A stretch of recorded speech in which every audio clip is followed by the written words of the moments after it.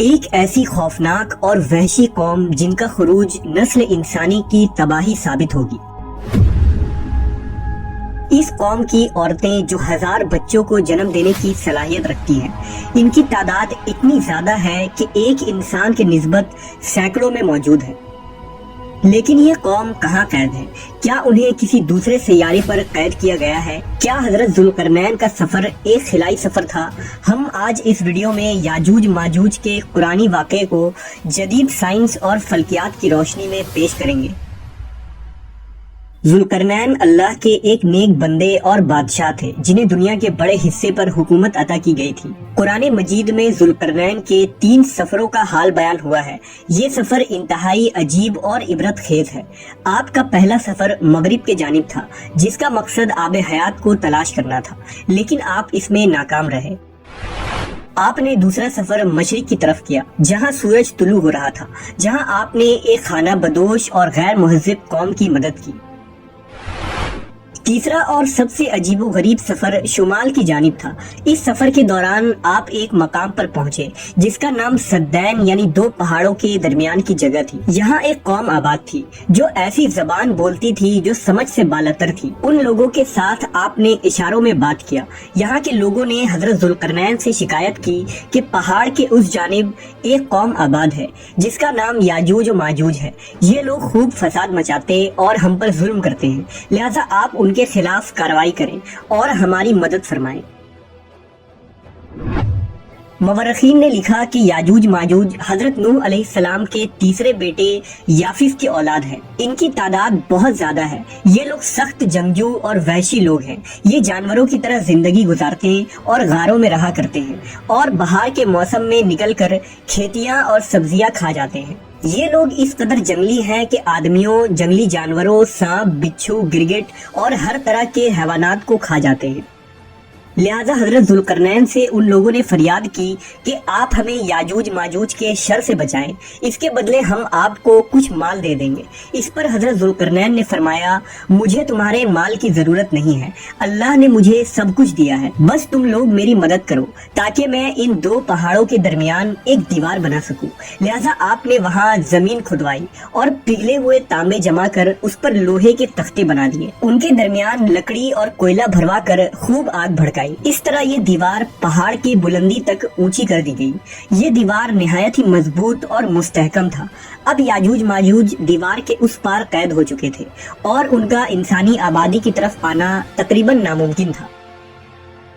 لوگوں نے حضرت ذوالقرنین کا شکر ادا کیا تو انہوں نے فرمایا، وقتی طور پر تو یہ دیوار یاجوج ماجوج سے تم لوگوں کو محفوظ رکھے گی، لیکن ہر چیز ایک دن ختم ہو جاتی ہے، لہٰذا یہ دیوار بھی ایک دن توڑ دی جائے گی اور یاجوج و ماجوج نکل آئیں گے۔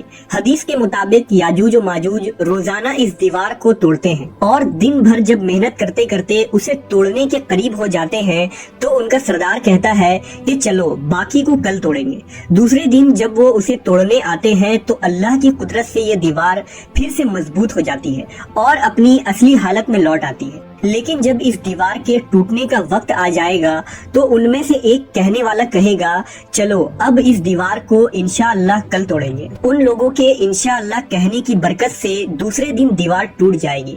یہ وقت قیامت کے قریب کا ہوگا۔ دیوار ٹوٹنے کے بعد یاجوج ماجوج نکل پڑیں گے اور زمین میں ہر طرف فتنہ و فساد مچائیں گے، چشموں اور تالابوں کا پانی پی جائیں گے، جانوروں اور درختوں کو کھا لیں گے اور زمین کے ہر بلندی اور وادیوں میں دوڑتے پھریں گے۔ یاجوج ماجوج کون ہیں اور وہ دیوار آج کہاں موجود ہے، اس کے متعلق ہر زمانے میں علماء و محققین کے الگ الگ رائے اور تعویلات موجود ہیں اور اس میں اختلاف کثیر ہے۔ پہلا نظریہ یہ ہے کہ تاتار اور منگول یاجوج و ماجوج تھے جو 11ویں صدی میں اسلامی ممالک پر حملہ آور ہوئے اور خوب تباہی مچائی۔ دوسری رائے یہ ہے کہ یورپی اور امریکی اقوام ہی یاجوج و ماجوج ہیں، کیونکہ عیسائی لٹریچر میں بھی انہیں گوگ اینڈ میگوگ کی نسل سے جوڑا گیا ہے، جنہوں نے 18ویں صدی میں دنیا کے مختلف حصوں پر قبضہ کیا اور خوب لوٹ مار کی۔ تیسرا نظریہ یہ ہے کہ ترک قوم ہی یاجوج ماجوج کی اولاد ہیں، جنہوں نے عہد وسطیٰ میں پورے وسط ایشیا پر اپنی حکومتیں قائم کی۔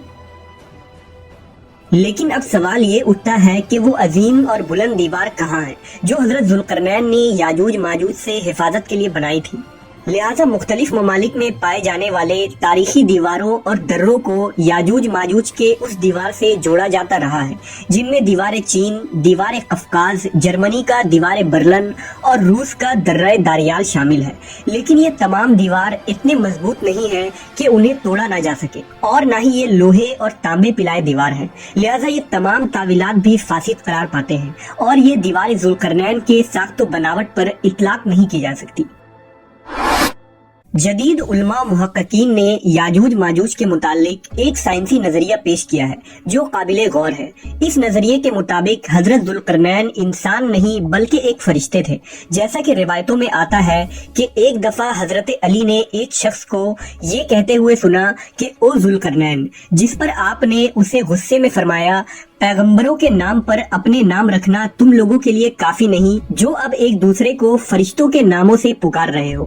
اس روایت سے یہ صاف ہوتا ہے کہ حضرت ذوالقرنین الیگزینڈر دی گریٹ یا سائرس نہیں، جیسا کہ کچھ لوگ اسے ان دنیاوی بادشاہوں سے جوڑتے ہیں، بلکہ وہ ایک فرشتے تھے جو ایک مخصوص کام کے لیے مقرر کیے گئے تھے۔ سورہ کہف کی آیتوں میں لکھا ہے کہ بے شک ہم نے اسے یعنی ذوالقرنین کو زمین پر حکمرانی دی تھی، اور ہم نے اسے ہر چیز سمجھنے کے لیے ایک راستہ دیا، تو وہ ایک راستے پر روانہ ہوا۔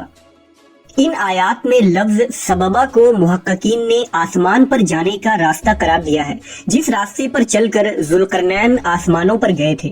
حضرت ذوالقرنین ایک ایسی مقام پر پہنچے تھے جہاں سورج کالے، جبکہ آج ہم جانتے ہیں کہ سورج غروب نہیں ہوتا بلکہ وہ بھی زمین کی طرح اپنے مدار پر گردش کر رہا ہے۔ عین ممکن ہے کہ حضرت ذوالقرنین اس راستے پر چلتے ہوئے ایسی جگہ پہنچ گئے تھے جہاں سورج غروب ہو رہا تھا، جہاں سورج ایک کالے پانی میں ڈوب رہا تھا۔ محققین نے اس کالے پانی کو بلیک ہول قرار دیا ہے، چونکہ 1400 سال قبل لوگ بلیک ہول سے ناواقف تھے، اس لیے اس کے لیے کالے پانی کا لفظ استعمال ہوا۔ حضرت ذوالقرنین کے تیسرے سفر کے متعلق یہ ذکر ہوا ہے کہ وہ ایک ایسے مقام پر پہنچے تھے جہاں 2 صد یعنی رکاوٹ کے بیچ ایک قوم آباد تھے۔ اب ان 2 صد کے معنی قدیم مورخین نے پہاڑ لکھا ہے، لیکن جدید تعبیر میں اسے پہاڑ نہیں بلکہ نیبیولا قرار دیا جاتا ہے، کیونکہ فلکیات میں صد کے معنی کسی گیلیکسی کے گیس اور گرد و غبار کا خطہ ہوتا ہے۔ یعنی تیسرے سفر میں حضرت ذوالقرنین ایک نیبیولا کے دہانے پر پہنچ گئے۔ عین ممکن ہے کہ وہاں آباد لوگ کوئی انسانی مخلوق نہیں بلکہ خلائی مخلوق یعنی ایلینز ہوں، جنہوں نے حضرت ذوالقرنین سے یہ درخواست کی کہ وہ ایک بیریئر بنا دے تاکہ وہ یاجوج ماجوج سے محفوظ ہو جائیں، جس کی دلیل یہ ہے کہ اس آیت میں لفظ ارض ذکر ہوا ہے، جس کے معنی صرف زمین نہیں بلکہ کائنات میں موجود مختلف سیارے بھی ہوتے ہیں۔ قرآن مجید میں مختلف مقامات پر 7 آسمانوں اور زمینوں کا ذکر ہوا ہے، لہٰذا یہاں ارض سے مراد ہماری زمین نہیں بلکہ اس کائنات کی دوسری زمین ہے جہاں انسان نہیں بلکہ خلائی مخلوق آباد ہیں۔ اللہ نے حضرت ذوالقرنین پر خاص رحم و کرم فرمایا تھا، اور اس وقت جدید ٹیکنالوجی کے غیر موجودگی کے باوجود انہوں نے ایسا صد یعنی بیریئر بنا دیا جو ایٹماسفیرک گیس پر مشتمل تھا، اور یہ لوہے اور تانبے کے پگھلنے کی وجہ سے وجود میں آیا تھا۔ اس بیریئر نے